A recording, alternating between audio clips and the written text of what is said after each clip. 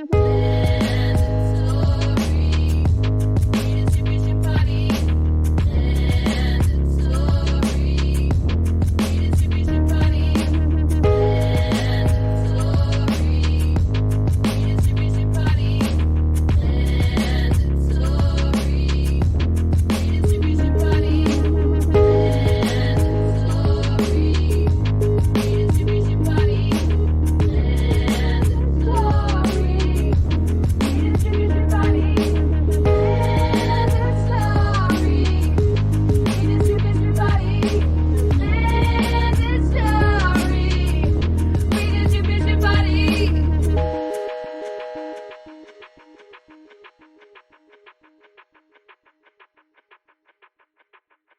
Hello, and welcome to another episode of Mandatory Redistribution Party.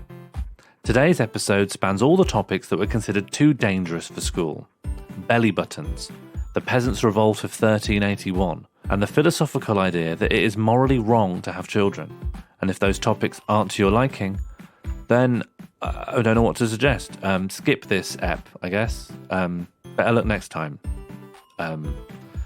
I don't know what to tell you. This is the end of the introduction, so the episode's going to begin now. I'm sorry. Well, there's that Churchill thing of being like, if you have enemies, then that means you've stood up for something in your life. But as I read that and I'm like, no, you sound like a prick. Like, if you start saying that enemies is like a necessary part of being virtuous, you're like, no, enemies is also a necessary part of being an absolute anus. Yeah. But Anus is good. anus is all right, but even then, I'm stigmatizing part of the anatomy. See, For a lot of people, anus is actually a primary part of their a sexual pleasure. Yeah, And for me, going anus is just this poo area. I'm like, I regard the anus as multifunction, and I still find it entertaining to be. I mean, as a heterosexual man who's like Yeah. scared of, I'm scared of things going in my belly button. That's where my level of sphincter fear is at. The belly button that freaks me the fuck out. Yeah. But I keep thinking, because the belly button seems to me like, you know, when you tie up a balloon, yeah, and it looks a bit like that, the contorted bits of skin on where your belly button is. And we all know that that's like, if that wasn't there, if that something would happen to this knot, balloon's fucked, and everything inside the balloon's coming out. Yeah. So obviously, if you understand where this analogy is going, I really feel like if something were to happen to this knot here, Yes. which is precarious, the last thing that's like nibbed up and tied off as I was born, yeah, then everything inside me just spools out. like the Thing. Yeah, well, I think of it like the Death Star. At the end of Star Wars 1. Well, yeah, the end of well, they like so it's like hench and like it's powerful and it's. But it has this one weak spot. And this is me we're talking about as well. Yeah. And it's going, but there's this one thing which like it hides. But if you were to like go right in there, the whole thing comes down. And even thinking about my own belly button now, that's how I think about it. And do you get it like, is the inside of your belly button incredibly sensitive? Yes, but I don't know if it's psychological. It's there for your brain to be like, this is a dangerous area. If you mess around here, that's it. I think my belly button's more sensitive than my anus. Mine too. That's what I was saying. No, totally. Yeah, and almost everything else with that level of sensitivity has been involved in sex play. Mm-hmm. But I know of no sexual practices that involve the belly button because, and I genuinely believe this, we all viscerally know that it's just more dangerous than it's worth it. It's more dangerous than those politicians who like wank while hanging themselves. That is a lower risk thing than going in the belly button. Imagine if someone's found in a hotel, but instead of the classic autoerotic asphyxiation, it's like he's been belly buttoned. He got belly buttoned. If someone were to start, I mean, in this 4chan Reddit world where everything you can think of that's beyond the pale has not only been done, but we're all intimately aware of it thanks to social media. Yeah, so where there's no... Why have I heard of no belly button play? Yeah. It's because it's right into our reptile spinal column part of our brain. No. Yeah. We can't do it. Do you think it's like totally cross-cultural as well? So like even in like tribal societies or the Soviet Union in the 1950s, people were like, you stay the fuck away from my belly button. Like, once they're getting near it, you just start panicking. Do you think it's ever been used as like xenophobic propaganda of saying, did you know that over there, they're always in their belly button? Yeah, fishing about. And yet even that doesn't cross the line into belly button play. And it's nice to know it's hard to know in a world where people can't even agree on a universal set of human rights. What universals are there across all peoples? We seem so different from one another in beliefs, ideology, and lifestyle. It's great to know there is at least one unifying thing. The belly button. Do not touch. Don't touch it. Like, you know, I keep seeing interviews with musicians because I click on interviews with musicians. That's how you'll end up seeing them. Yeah, it's a big mistake. And they always talk because they want to sell to all, they want to sell to all right and left wing political figures. So they avoid political questions. And the stock answer is like, well, the thing I really love about music is people have all these different beliefs, but in the moment, this unifies us. Yeah, everyone's singing Eleanor Rigby Back at Me, or I don't know, a Foo Fighters song. Right, everyone's singing Smash Mouth Back at Me. I say Smash Mouth actually has been a big unifier. Yeah. It's like it's the horseshoe theory of online irony. and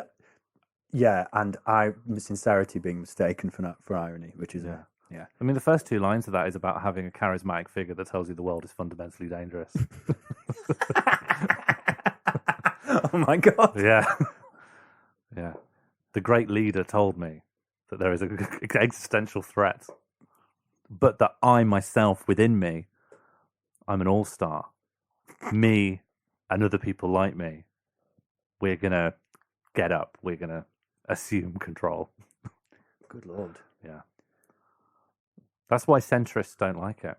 Oh my God. It doesn't want to change the status. If you don't want to change the status quo, Smash Mouth is actually quite threatening. It's disturbing. Yeah. Subversive music. Contraband. Smash Mouth will be contraband. Full agit prop. Yeah, when Blair is our king once more. But the belly button, even centrists, you go for a centrist belly button. No. You go. Centrists don't have belly buttons. Yeah. You go towards Tom Watson's belly button with a feather. Oh no, it's just smooth. Yeah, it's fully smooth. Yeah, so it's not that the centrists haven't surpassed the belly button fear. They're just the Ken doll of belly buttons. Well, then because they don't want to throw their lot in with the innies or the outies, so they actually take the middle path, which is that it just goes right across. It is a belly button, but it just stays. It's neither in nor out. Oh my God.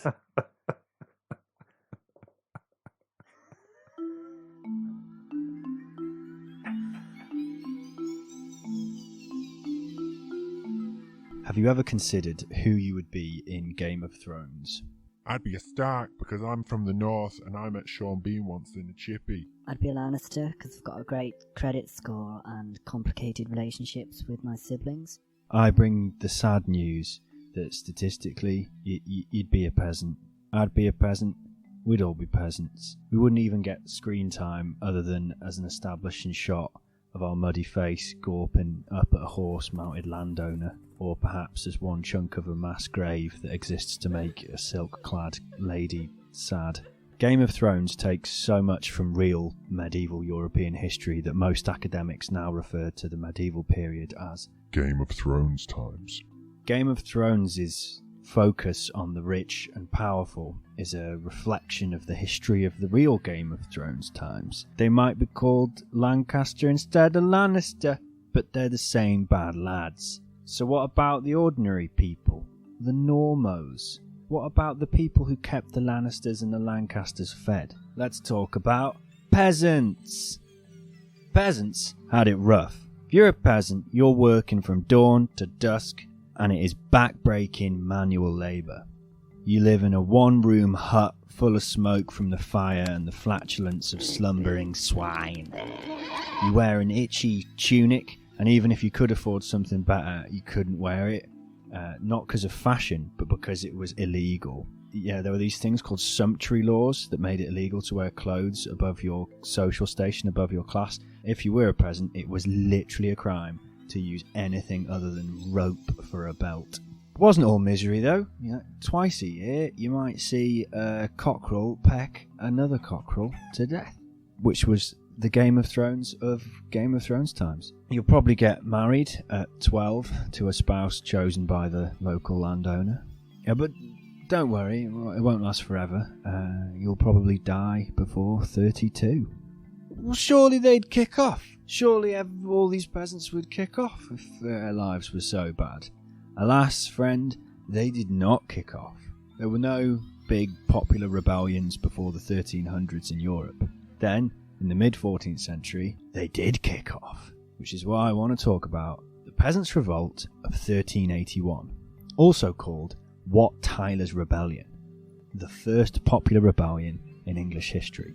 I say English history because the Welsh aren't exactly happy with being England's first colony, but we ain't got time for that here. 14th century England was rough. You got famine, you got war, you got high taxation, and you even got a big dollop of plague. There's even climate change. In the 13th century, England was hot. They had vineyards, but the climate got about 1 degree cooler. Doesn't seem like much, but it made a difference. You got more rain, more failed crops. You got diseases wiping out half the animals. People eating the diseased animals to survive. What? I didn't know they had KFC in Game of Thrones times.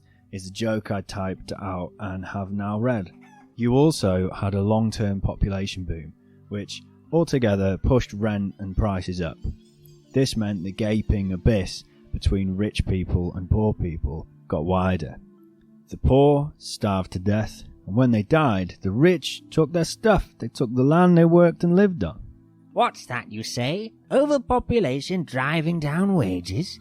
Overpopulation driving up prices? Uh-oh, here he is. It's Eugene the eugenicist. Eugene, I think you'll find the decisions of the landowning class and the structure of society were the main source. No, defo overpopulation. You know what would sort that out. A nice bit of plague. Well, you'll be pleased to know that that's what happened. On top of climate change, high taxation to fund wars and starvation, you got the Black Death. The Black Death did reduce the population. Peasants tried to reduce rents and keep more of what they farmed. The landowners tried to pass laws to make them take their pre-plague wages and lock them up if they didn't accept them. In 1351, Parliament passed the Statute of Labourers, which set a maximum wage for peasants, established punishment if they refused to work for that wage. Even though the Black Death had increased the demand for workers and made more land available, the poor stay poor, almost as if social relations have something to do with it. I don't know. Landowners, the feudal ruling class, controlled everything. They enclosed land and water. They even decided who could collect wood and where. People ignored these rules though. One night in 1356, the Duke of Arundel lost more than 100 swans from his castle ponds. Meanwhile, England was at war with France and they were getting owned. This helped cause the Peasants Revolt because the war was super expensive. And the state tried to get the money by taxing the peasants, who didn't have any money, so they refused to pay it. The Peasants' Revolt starts when John Bampton, an MP, tried to crack down on people not paying the tax in Essex. John Bampton's henchmen tried to arrest people for refusing to pay the tax, but the people chased away Bampton's goons. This successful goon deterrence encouraged other peasants, up to 50,000 of them, to march to London. There were also risings in the Wirral against the Abbot of Chester, that asshole. Down in Kent, a guy called Robert Belling was claimed as a serf by a lord who arrested him and threw him in a castle dungeon. This caused more peasants to kick off, and a big group of them marched on Maidstone. They murdered a rich merchant. At Rochester Castle, a dude called Wat Tyler pops up. He's sometimes referred to as the leader of the revolt, even though it began without him.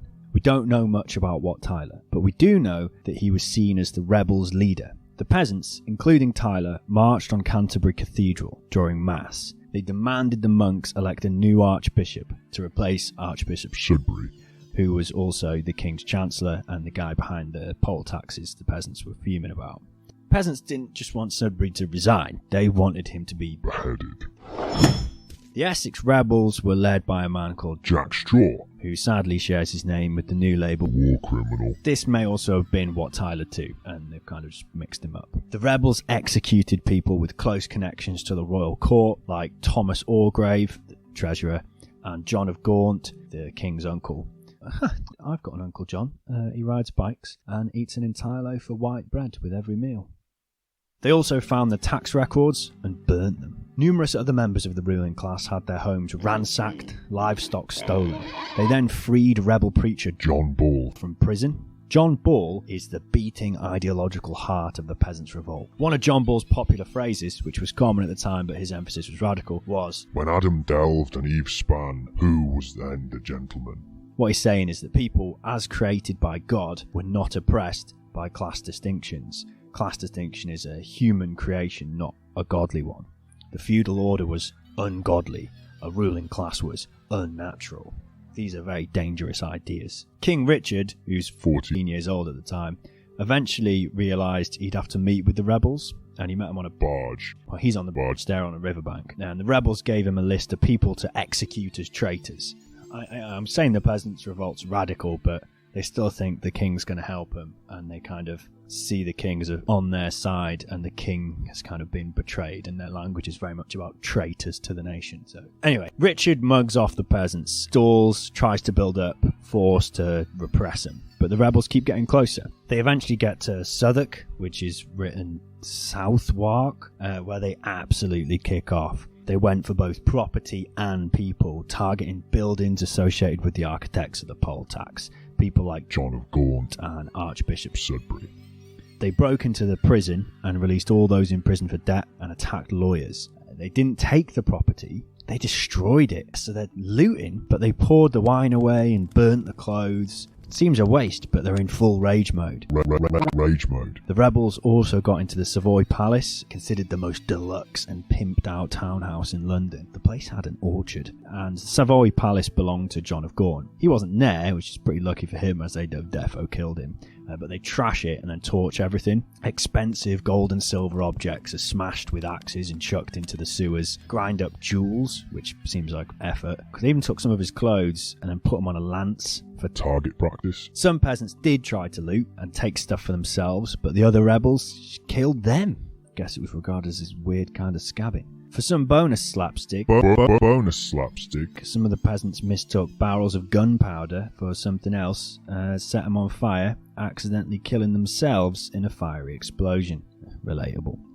Then the peasants head towards Westminster, trashing more houses and killing any authorities they come across. Meanwhile, King Richard and Archbishop Sudbury hid in the Tower of London. Richard left the tower to meet the rebels. They weren't like regicidal, they didn't want to kill him, they blamed others, right? Remember, this is their first go at revolution. Yes, revolt, close but no potato. So the peasants' demands to the king were to end serfdom, amnesty for those in the rebellion, and hand over the people behind the tax so they could, behead them or whatever. And the king accepted these demands. Once their demands were accepted, most of the rebels went home. Job done, right? The king's made a promise. Why would he lie? But the ones from Kent, led by Wat Tyler, stayed and broke into the tower. There's a really good source from some guy called Thomas Walsingham, which describes the peasants going about the king's chamber with their, quote, "They lay their sordid hands on the beards of several most noble knights." Then they beheaded some more rich people, including Archbishop Sudbury, who the knights did nothing to protect because even they thought he was a dick. They stuck the severed heads on poles along London Bridge, which must have been pretty gruesome. King Richard met the rebels again at St. Bartholomew's Priory. Tyler's men on one side, the king's men on the other. The rebels' demands had gone up a notch. They wanted local self-government, regional autonomy, the abolition of lordship, division of property between all, including church lands. King then promises that he'd give them all he could grant fairly, whatever that means. Wat Tyler then asked for some water because he was hot, and then someone gave it him, and then he swilled it round in his mouth in a super disgusting way, spat it out, and then asked for a jug of ale, which he downed in one. Wat Tyler has powerful peasant lad energy. The people on the king's side found Wat Tyler's disgusting hydration techniques super intimidating. probably because at the time he was tossing a dagger from hand to hand. When Tyler was about to leave, one of the king's men piped up, called Tyler the greatest thief and robber in Kent. To me, that sounds pretty badass, but it was an insult. Suddenly, a fight broke out. In the brawl, Tyler got stabbed with a sword, but then managed to get back to his supporters who patched him up, only for him to be later recaptured and beheaded. But the rebellion continued, headless. The uprisings were eventually crushed. Soldiers flooded into Kent and Suffolk. By the end of the month, King Richard reversed all his promises of reform. And he personally oversaw trials of rebels. Ringleaders were hanged, drawn and quartered, with pieces of their bodies taken to different parts of the country as a warning. The message clear. Rise up again, and this will happen to you. So, it seems like the Peasants Revolt was a failure. But the rebellion did frighten the landowning class, what with lots of them getting killed and their fancy houses getting trashed, and made them realise they couldn't push the poor too far. Also, no government collected a poll tax again until Thatcher tried in 1990, which, if you want to look that up, did not go well for her. Some of the figures of the revolt became popular heroes after their death, like Wat Tyler and Jack Straw, who featured in stories and poems. And over the next 50 years, the peasants' lives did improve. I mean, they're still peasants, but they could work for more money and slowly gained more freedoms from their lords. You know, like who to marry, for example. Maybe a slightly fancier rope belt. What can we learn from the Peasants' Revolt? Well, I don't really know. I do think it's important to remember and emphasise the collective power and potential of the workers as a historical force. At a push, if I had to take something away from Revolt, maybe, if you're going to kick off, if you dare try your hand at the Game of Thrones, it is probably unwise to trust the King of England, especially after you've beheaded loads of his mates.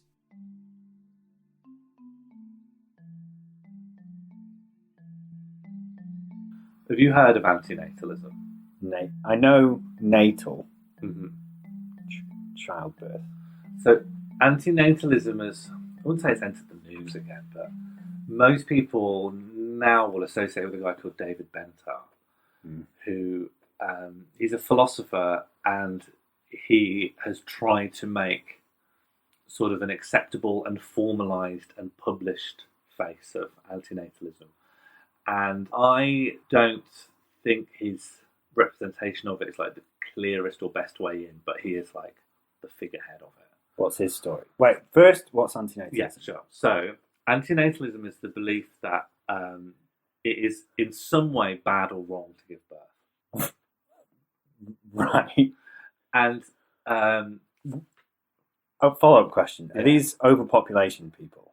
Are they No. like eugenicists? so I think, so there's antinatalism is an umbrella term for anyone who has a belief that is wrong or whatever to give birth. But so David Benatar specifically goes for a kind of, it's just pure moral ethics. It's existing causes pain, Yes. and therefore by giving birth to someone, you've caused someone, probably a child or a baby, to experience pain. A lifetime of pain. And lifetime. Well, what's the most painful thing you could imagine? Existing. So then imagine doing that to a child. Am I supposed to not be being convinced by this? Oh yeah, I'm fully in. It's one of my. It's probably the most controversial view I hold. Is probably because antinatalism is so obviously true, and yet the only way collectively people that have heard the idea can respond to it is just silly. Because it's like, well, how do you? So let me just take it one step further. Okay. Right? So that's just an ethicist's view of it. But now you put a political component in. Well, look at the state of the world. Look at what we know about global warming and the fact that's not going to be curtailed. Look at the fact that we know we're going to go into another economic crash, and the likelihood your child will die with poorer living standards than you were able to acquire in your lifetime in a globe that is dying. Why would you bring a baby into that environment? Is that not abusive?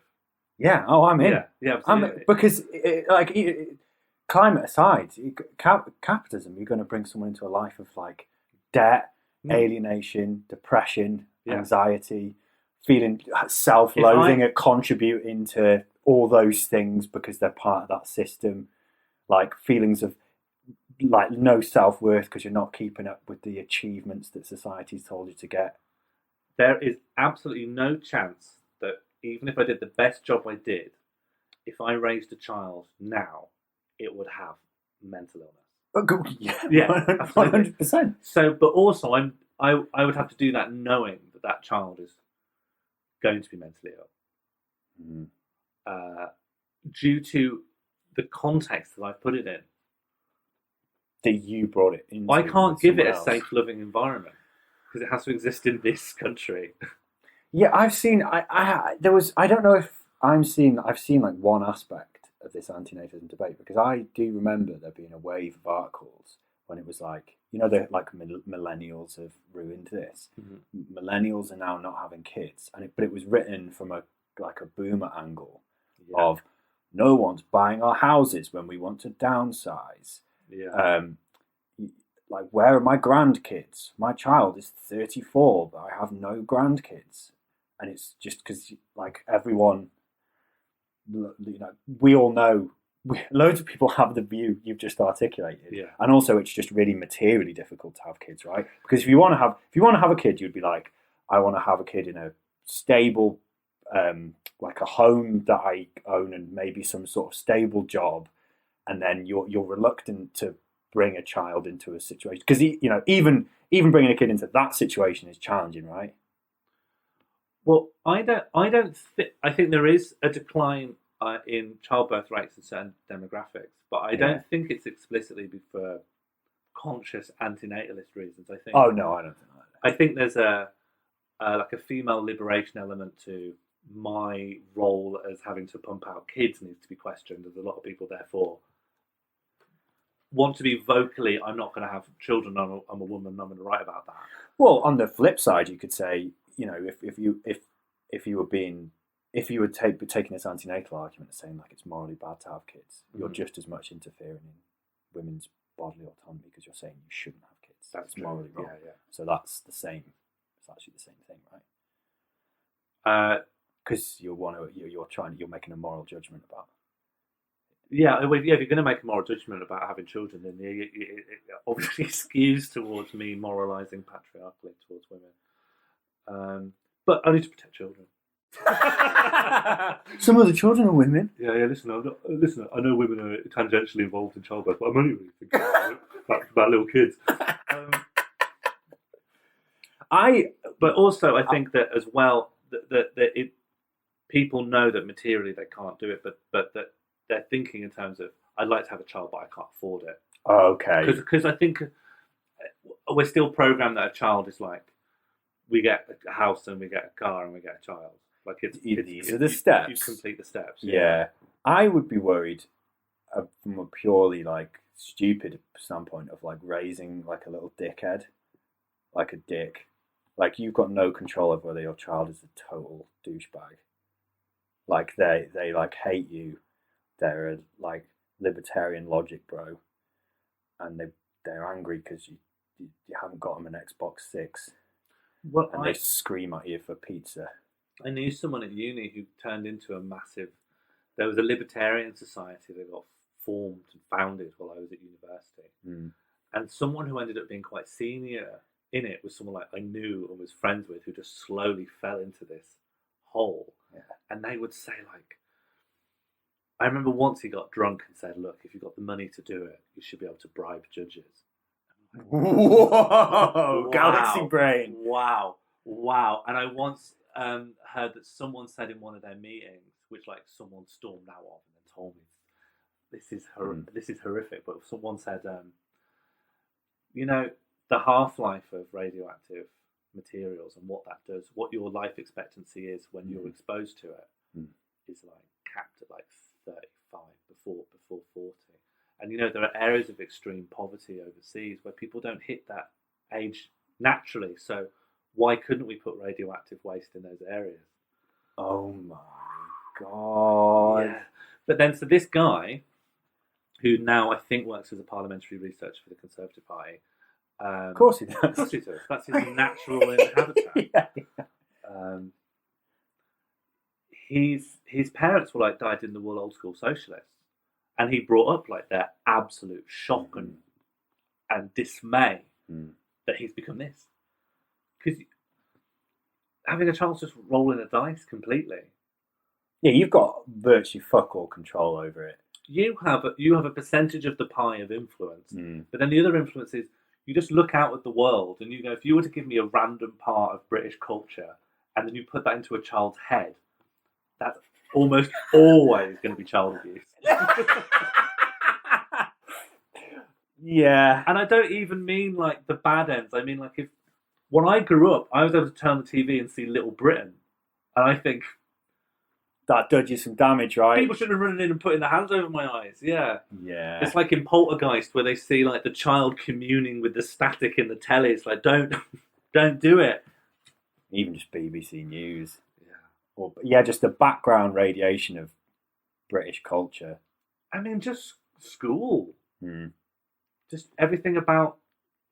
Well, the stuff the stuff you get from school of like success is good grades, and then after that, success is a good job, and then success is a house, and then success is kids, and all these like goals are just put on you, and then you're like, it's very hard to get past going like, oh, I've fucked up, like even with like comedy stuff, you're like, oh, I'm not gigging enough, I'm not improving enough, I'm not putting myself out there enough, and it's like, where's that come from? It's come from stuff that was put in your head by society of like, you need to, produce something and be recognised for something, and that's how you're going to do it. I'm not saying I'm not making an argument we should quit comedy or whatever, but like these things, these values are like put upon us, and it's like almost inescapable, right?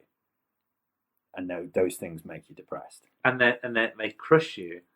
And the main thing I think of is if we think of our own lives and how much forces outside of our abilities to control have made our lives worse, but also just made us sad and tired and weak. And then imagine you did that to a baby. Imagine you thought of all the pressures you're under and everything that you're aware of that makes you sad or insomniac. And you think, that's bad enough doing it to me, and I'm nearly 30. But listen, mate, it means your nan will stop asking you when you're gonna settle down and have kids, and that is, and then what's the other argument people make? Yeah, I want someone to look after me when I'm old. Not if you make a libertarian. And also, that's profoundly selfish and horrible. Like, I get that when it was like we all in an agrarian. In an agrarian pre-industrial age, yes, you need that to maintain the economics of a shareholder farm owned by a family. When you're saying that they need to go out and do a job that they hate so that when you're infirmed, because we all grow naturally old, they need to then spend that money and time that they're now capable of giving to you so that you can not end up in a care home. Yeah, I understand. I mean, no one should have to die without any dignity, but you can't produce someone who's then your servant for later. There could be maybe an increased welfare state so that people don't have to end up in shocking conditions when they get old. Yeah, we shouldn't be relying on your grandchildren to or even just the moral argument of like, I gave birth to you. Well, hang on. Yeah. Not with my consent. I didn't opt. Yet another great argument for antinatalism is like you're kind of putting a moral obligation onto. But I feel like really, you flip that way around. It's like, well, you need to stand on your own 2 feet. No, you brought me into existence. I never wanted it, and now you're saying I need to sell my labour to survive outside of here. Oh my God, it's awful. But I get these arguments that like life is pain, and therefore shouldn't be imposed on someone without their consent. How could you conceive of something more painful than life itself? Yeah, right. Imagine kicking a corpse. No one's bothered. It's just meat. Yeah, I've moved my meat around. Well, you're welcome to do that. You're within your rights. Country. Yeah, if it was your meat.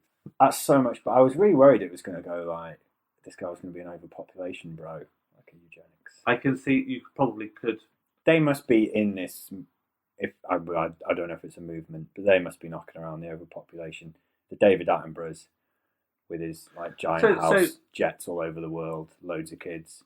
We have to control the population of the poor people and the brown people. Here in Earth, there are too many poor people.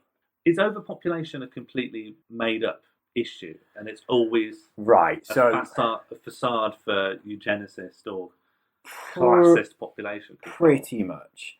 Is there any good faith factors in there? So from the stuff I've read, the Earth currently could probably sustain like 15 million people using technology that currently exists. Mm-hmm. But obviously capitalism distributes power and resources in a very inefficient way, so that's less possible. So when you're arguing for overpopulation, it's like, well, we need to lower the population in order to survive, in order to maintain like first world quote unquote living standards. Sure. Because the consumption, like the West, England, America, we consume like 20 times more than someone in like Ethiopia or something. Yeah. So it's, consumption is the issue, not overpopulation, and then the way society structured is the issue. And it all comes back to that Malthus guy. People call it the Malthusian. Do you know about this? Yeah. So I think he's some like Church of England or political figure from the 1800s, and he was like, he wrote 1830s. I think he wrote something about population's problem, and he basically said food production doesn't go up as fast as population's going up, and there's too many poor people. And he also it's the classic thing of it's all under this veneer of science and like we're logic and reason. You can't. Look, maths. But he's coming from the principle of like poor people are poor because they're morally defective and they're lazy. And then he was behind, there was like a poor law reform, 1834, I think, and that like basically snatched away what minimal welfare. That's where workhouses came from. So they were like, oh, you can't just get money because you can't find work. You're going to have to go and wind this wheel for 10 hours, and then we might give you some coins. Because like Puritan notion of like deserving, undeserving poor, blah, blah, blah. But then Malthus was then a big inspiration on the eugenics guys. And I think most of the people making those arguments are kind of like bad faith eugenicist guys. But I think there's probably a load of like very earnest environmentalists who come from that angle today. I think. I've always thought like, I see the obvious way in which genuine concerns about overpopulation are just a thin veneer to talk about maybe trying to remove elements of society that make you uncomfortable because you drive a BMW. Yeah, the poor people. Yeah, and the brown people. Exactly, right? Surely you could conceive of an overpopulation concern that isn't that. Yeah, the Earth is finite. Well, right? If you just on a basic like green policy idea is just our consumption's going highly up as individuals, and also we're increasing how many individuals there are. Yeah. So that's compounding the.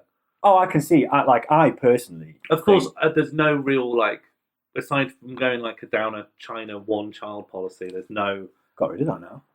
Well, good. Yeah, but there's no like, there's no conceivable way of going. Okay, well, we agree overpopulation's an issue. How do we make a fair policy out of that? There's no doing that at all. No. But I think a cultural shift out of everyone feeling like you have a car and then you have a child. I mean, what I think is a general propagation of the premises of antinatalist ideas. That is the solution.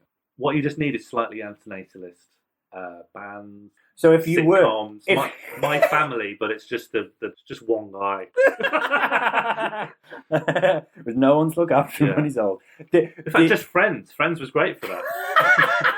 So what you're saying is like if you no children, if you were an overpopulation person, you want to not be saying that stuff because that's going to associate with eugenicists and like Churchill or whoever. So if you want to rebrand as antinatalist and be like, listen, life is pain. And more people will get on board. Well, mainly I think I just was an antinatalist. I didn't know the name of it.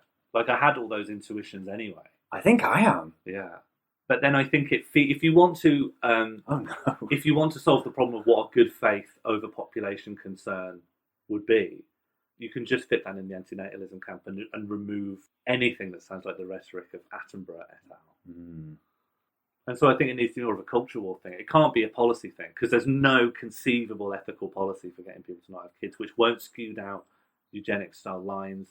Or Like, is just the only way you can it's do the that? only way you could Eugenics, possibly do it. Yeah, right. But if you just said culturally, let's just not bother. Let's have an Xbox and a PlayStation. Yeah. And then that room, we got study. Or you don't even need the room. Don't even need the room. Don't even need the room. That could be another house. Yeah. Yeah. Bit more food. You can go out to eat.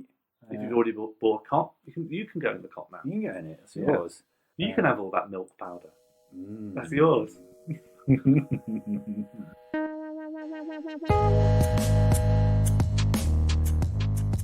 Mandatory Redistribution Party was created and produced by Sean Morley and Jack Evans. Our main title theme was created by Ella Jean. Additional music was created by Jack Evans. As ever, I'm leaving you with a parting message of encouragement to help us trick the algorithms. Likes, clicks, positive reviews, kind words, shares, printing our RSS feed URL onto a massive banner, attaching it to a biplane and flying it into the sea. Anything and everything helps the podcast. But please eject yourself before you hit the sea. Our fans are few and we can't afford to lose you. Goodbye.